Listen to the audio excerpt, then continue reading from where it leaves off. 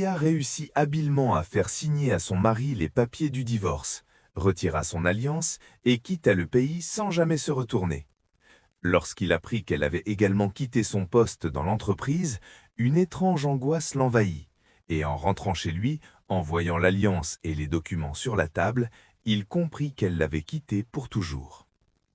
En réalité, ils avaient d'abord été de très bons amis, et l'homme l'avait épousée uniquement pour se libérer de sa famille, préparant dès le départ un accord de divorce qu'ils utiliseraient une fois l'entreprise établie. Pendant 5 ans, Jia travailla sans relâche pour l'aider à bâtir cette entreprise. Mais un matin, il prononça par erreur le nom de sa secrétaire en dormant, puis partit au bureau sans aucune explication. Et Jia comprit en le voyant sourire au téléphone qu'il avait une relation avec une autre femme.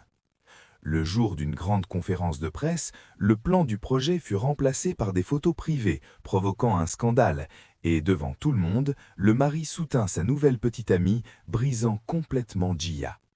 Le soir, en rentrant, elle trouva des talons étrangers et vit son mari assis très près de cette femme, ce qui la poussa à signer l'ancien accord de divorce et à lui faire signer les papiers le lendemain sous prétexte de travail.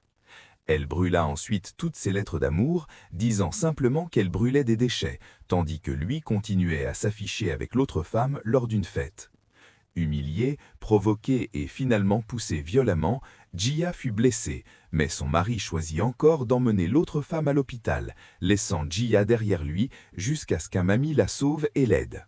Après avoir entendu son mari dire qu'elle n'était pour lui qu'un simple passe-temps, Jia comprit qu'elle ne pouvait plus rester, retira son alliance, posa les papiers du divorce sur la table et partit sans se retourner.